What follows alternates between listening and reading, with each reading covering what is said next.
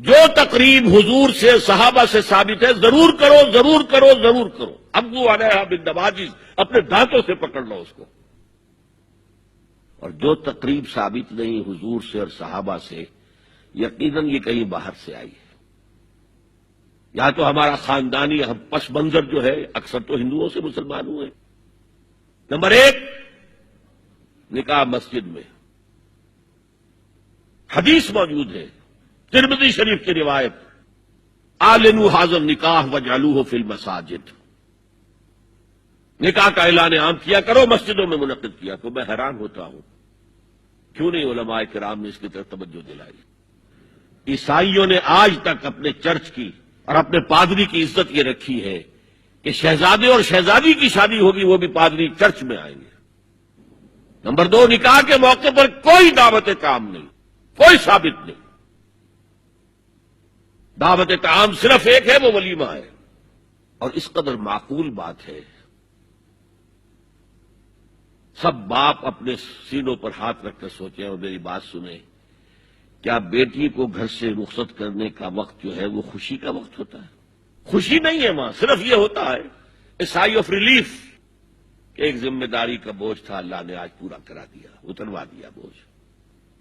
تو ان سے مرغ پلاؤ کھانا اور متنجن کھانا کوئی معقول بات نہیں ہے. معقول بات کیا ہے؟ لڑکا، اس کا گھر آباد ہوا ہے، وہ ولیمہ کرے. اس پر باقاعدہ احادیث اولبوا ولو بشاۃ، ولیمہ ضرور کرو چاہے ایک ہی بکری ہو تمہارے پاس. ذبح کرو، کاٹو، کھلاؤ گوشت اپنے دوستوں کو، احباب کو.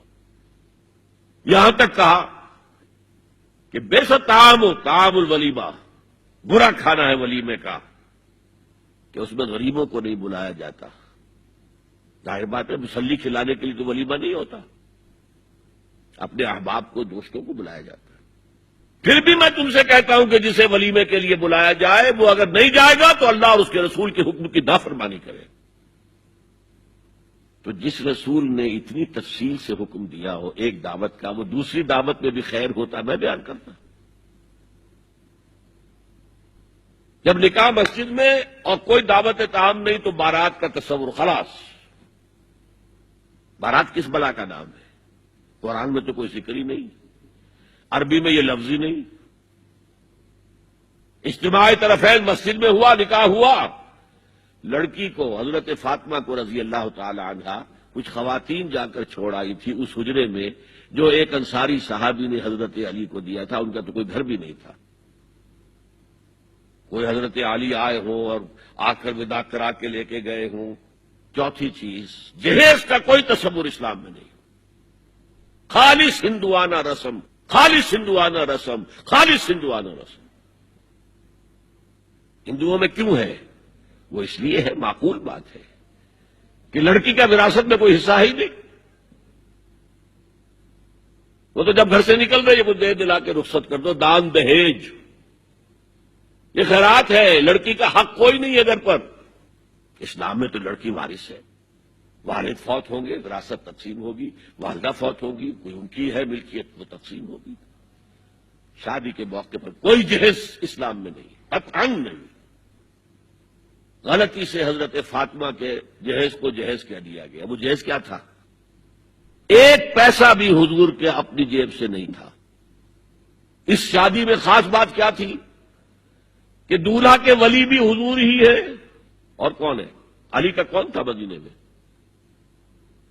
اور دلہن کے والد بھی حضور ہیں. اب حضور پوچھتے ہیں حضرت علی سے، تمہارے پاس مہر دینے کے لیے کچھ ہے؟ عرض کیا میرے پاس تو کچھ نہیں. وہ فقراء صحابہ میں سے تھے.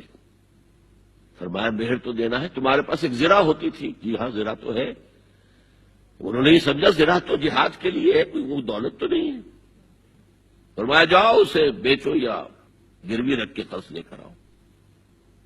وہ گئے، حضرت عثمان نے خرید لی اور کچھ دنوں کے بعد واپس کر دی ہدیتاً. یہ زرہ میں ہدیہ آپ کو کر رہا ہوں. اس وقت اگر کہتے چھوڑو علی، کہاں تو لو میں پیسے دے دیتا ہوں تمہیں، تو ان کی طبیعت پر بار ہوتا. اس پیسے سے حضور نے کچھ پیسے گھر بھیجے، اندر دلہن کو ذرا تیار کر دو اور کچھ پیسوں سے وہ ایک گدا جس میں کھجور کی کھال بھری ہوئی تھی اور 2 تکیے جس میں کھجور کی کھال بھری ہوئی تھی، ایک مشکیزہ کنویں سے پانی تو لانا ہی ہے نا، ایک چکی جو ہو یا گیہوں ہو پیسنا تو ہے نا، کوئی 1-2 برتن اور اللہ اللہ خیر صلی اللہ، یہ تھا جسے جہیز کہتے ہیں، جس میں 1 پیسہ بھی حضور کا شامل نہیں ہے۔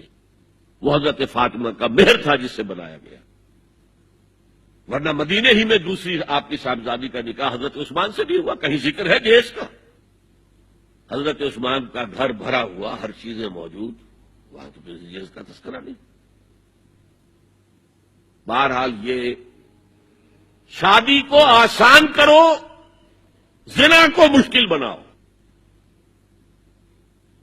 یہاں شادی کے لیے 9 من تیل ہوگا تو رادھا ناچے گی، ورنہ یہ کہ بڑی ہو رہی ہے، عمر ہو رہی ہے، سب کچھ ہو رہا ہے، لیکن کچھ تقاضے تو ہے نا، آخر کچھ تو کرنا ہوتا ہے نا، آخر کچھ نہ کچھ لوگوں کو تو کھانا کھلانا ہی ہوتا ہے نا، بارات تو آخر آئے گی ہی نا، کچھ نہ کچھ تو دینا ہی ہوگا، کوئی جوڑے کپڑے، کچھ یہ اسلام کا فلسفہ جو میں نے 4-5 باتیں آپ کو بتا، فلسفہ یہ ہے کہ لڑکی کے باپ پر 1 پیسے کا بوجھ نہیں، تو لڑکی پال پوس کے تمہارے حوالے کر دیا، اب اور کیا چاہتے ہو تم؟ سارا